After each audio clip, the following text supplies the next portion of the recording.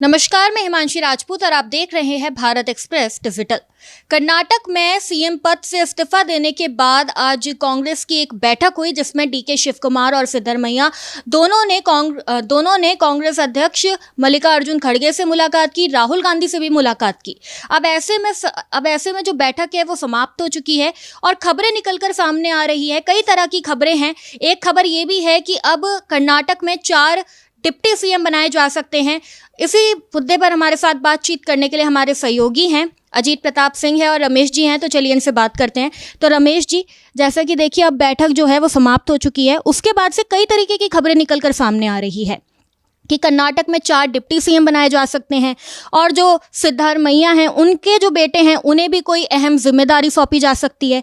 आप बताइए इस बैठक के क्या मायने हैं और क्या कुछ निकलकर सामने आ सकता है? देखिए, जिस तरह गर्मजोशी से राहुल गांधी ने स्वागत किया सिद्धरमैया का, वो अपने आप में बड़ी बात है, क्योंकि 3 साल तक वो मुख्यमंत्री रहे। उसके बाद अब देखिए डीके शिव कुमार की पारी है, पर दोनों गुट हैं वहाँ पे और दोनों गुट चाहते हैं कि मंत्री हो, चाहे आप देखिए कि अध्यक्ष का पद है, क्योंकि डीके शिव कुमार जब मुख्यमंत्री बनेंगे तो अध्यक्ष का पद किसी दूसरे को दिया जाएगा। तो तमाम वो मुद्दे हैं जो दिल्ली में तय होंगे। है तो कर्नाटक की राजनीति, पर आला कमान दिल्ली में तय करेगा कि कौन मंत्री बनेगा, कौन अध्यक्ष बनेगा। सबकी जिम्मेदारियां दिल्ली में तय होंगी और दोनों गुट चाहता है कि अधिक से अधिक हमारे लोग मंत्री बने और साथ ही साथ प्रदेश का जो अध्यक्ष का पद खाली होगा डीके शिव कुमार के मुख्यमंत्री बनने के बाद, वो बने। अजीत जी, देखिए एक खबर ये भी निकलकर सामने आई है, जैसे डिप्टी सीएम को लेकर कहा जा रहा है कि 4 डिप्टी सीएम बनाने की बात हो रही है। मैं ये जानना चाहूँगी, अगर ये 4 डिप्टी सीएम बनते हैं तो इसमें से किसकी पसंद के ज़्यादातर डिप्टी सीएम बनेंगे, डीके शिव कुमार के या सिद्धरमैया के? क्या लग रहा है आपको? देखिए, कर्नाटक में दोनों गुट काफ़ी प्रभावशाली हैं। ऐसा नहीं कि कोई कमज़ोर नेता है। सिद्धरमैया भी जो है सीजन्ड पॉलिटिशियन है और डीके शिव कुमार जो है पुराने लॉयलिस्ट हैं और इनका भी काफ़ी रसूख रहा है वहाँ पे। तो सिद्धरमैया ने जब रिज़ाइन किया तो उन्होंने अध्यक्ष से या आला कमान से ये मांग रखी कि भाई उनके लोगों का ध्यान रखा जाए। सबसे अहम बात उनके बेटे का ये चर्चा है कि शायद उन्होंने मांगा है कि उनके बेटे को उप मुख्यमंत्री बनाया जाए। साथ ही साथ जो कर्नाटक के कांग्रेस अध्यक्ष का जो है, प्रदेश कांग्रेस अध्यक्ष का जो पद है वो उनके किसी समर्थक को मिले। सुशील जारकोली के नाम उन्होंने सुझाया था।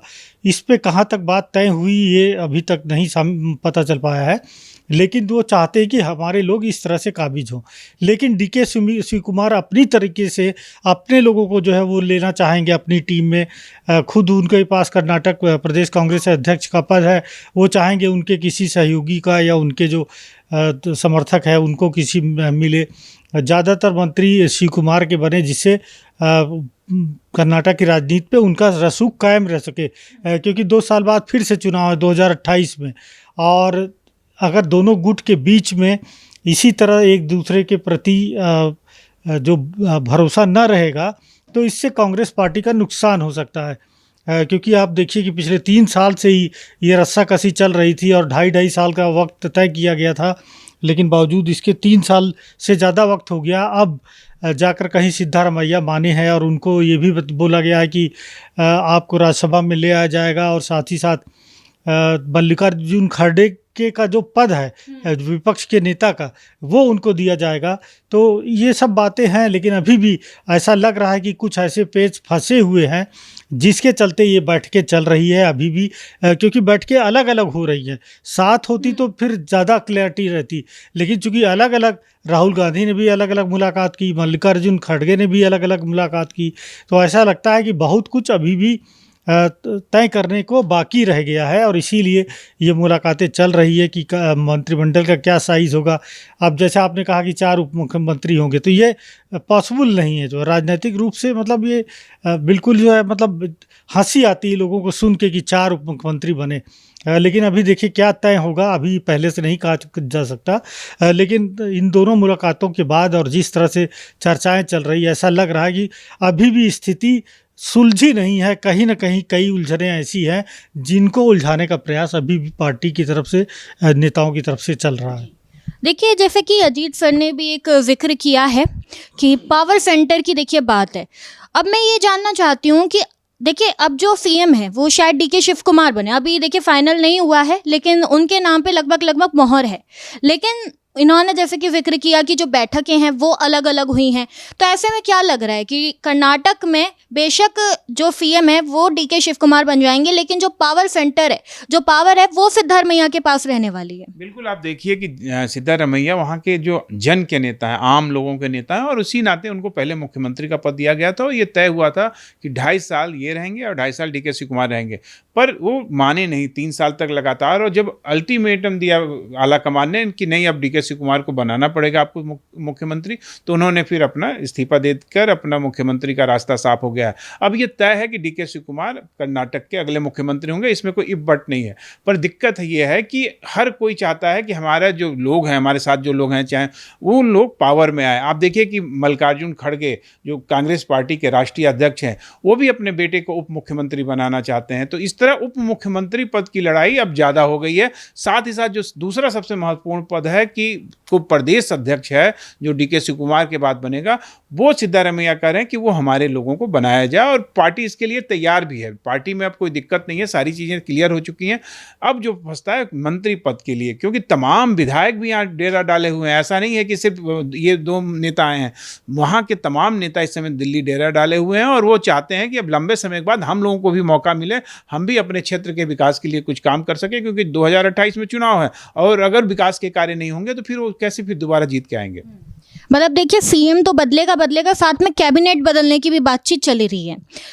एक सवाल आपसे करना चाहूँगी अजीत जी, देखिए जैसे जो सिद्धारमैया हैं उनके बेटे को एक महत्वपूर्ण पद देने की बात हो रही है, तो क्या लग रहा है कैबिनेट में पद मिलेगा, डिप्टी सीएम बनेंगे, क्या लग रहा है आपको?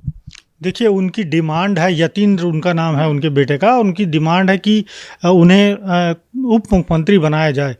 लेकिन जहाँ तक चर्चा जो चल रही है, कम से कम कैबिनेट मंत्री तो बनाया जा सकता है उनको, भले ही उप मुख्यमंत्री ना मिले, क्योंकि प्रदेश अध्यक्ष की बात भी जो चल रही है शायद वो सिद्धारमैया गुट का हो सकता है।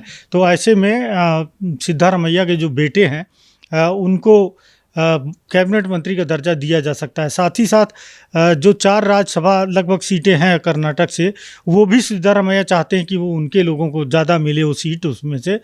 तो ये भी चर्चाएं चल रही है। और जैसा कि रमेश ने बताया कि कई विधायक भी यहाँ पर डेरा डाले हुए हैं, वो भी लगातार आला कमान से और बड़े नेताओं से उनको संपर्क में है कि भाई उनकी भी बात है कि उनके भी मंत्री बनना चाहिए, क्योंकि काफ़ी दिन से यदि अगर मुख्यमंत्री बदल सकता है कि 2.5 साल या 3 साल 2 साल, तो जो पहले मंत्री बने रहें उनकी जगह पे भी नए मंत्री शामिल करने चाहिए, ऐसा उनकी मांग है। अब इसमें क्या होगा क्या नहीं होगा ये तो पार्टी तय करेगी, लेकिन चर्चाएं जोरों पर हैं कि ऐसी भी बात हो सकती है। देखिए 3 ही राज्य कांग्रेस के पास हैं, केरल, कर्नाटक और हिमाचल, सिर्फ 3 राज्यों में सत्ता में है। और कांग्रेस की जो कोशिश है कि अपनी पार्टी का जनाधार बढ़ाया जाए और जो जिनके पास पब्लिक सपोर्ट है, ना कि जो कि ड्राइंग रूम पॉलिटिक्स करते हैं यहाँ पे, उनको आगे बढ़ाते बढ़ाते कांग्रेस पार्टी की स्थिति ये हुई कि पिछले 10-12 साल से एक तो सत्ता में नहीं, केंद्र में, राज्यों में भी उनकी सरकार चली गई है। हर राज्य में गुटबाजी है। आप देखिए चाहे महाराष्ट्र से लेके खुद जो है मतलब राजस्थान में सचिन पायलट, अशोक गहलोत, उसके अलावा पंजाब में पूरी पार्टी की डूब गई, हिमाचल में भी वीरभद्र सिंह की पत्नी है, उनका बेटा है, और सुक्खू तो है ही है मुख्यमंत्री। तो ऐसे जितने भी बड़े राज्य हैं वहाँ पर 2-2 गुट हैं, और जिसके चलते कांग्रेस पार्टी की हालत ये हो गई है कि सिर्फ 3 राज्यों में सरकार बची है। तमिलनाडु में अभी हाल में चुनाव हुआ, वहाँ हारे, आसाम में बुरी तरह से हारे, पश्चिम बंगाल बुरी तरह से हारे, पुडुचेरी बुरी तरह से हारे, सिर्फ केरल में जीत कर आए हैं। और वहाँ पर उन्होंने बीजेपी से सबक लिया कि केसी वेणुगोपाल के ज़्यादा समर्थक विधायक थे और वो मुख्यमंत्री की दौड़ में थे, लेकिन के एंटनी जो सीनियर लीडर हैं उन्होंने राहुल गांधी को सलाह दी कि भाई बीडी सतीशन, पब्लिक सपोर्ट है उनके पास, और उन्होंने जो बयान दिया था कि यदि पार्टी सत्ता में नहीं आई तो हम पूरे जीवन राजनीति नहीं करेंगे, संन्यास ले लेंगे। तो अब कांग्रेस पार्टी में कुछ सुधार देखने को मिल रहा है, और यदि इसी राह पर वो चलते रहेंगे तो शायद बीजेपी का एक मजबूत विकल्प बन सकते हैं।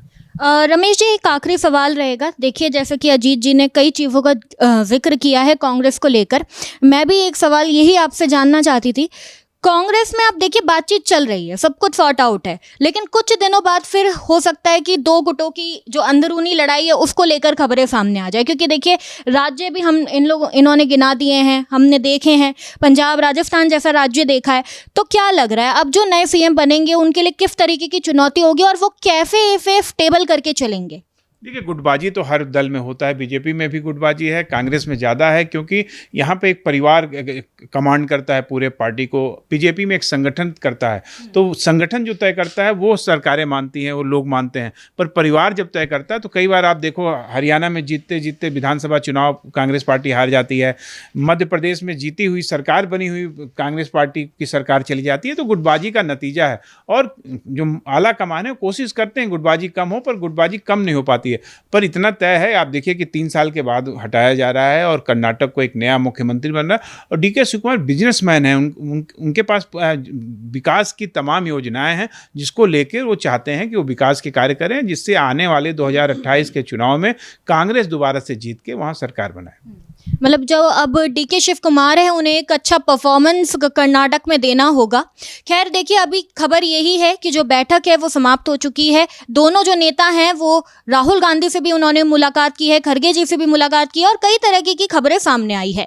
लेकिन अब आगे क्या कुछ होने वाला है ये तो खैर बाद में ही पता चल पाएगा। देखते रहिए भारत एक्सप्रेस। नमस्कार।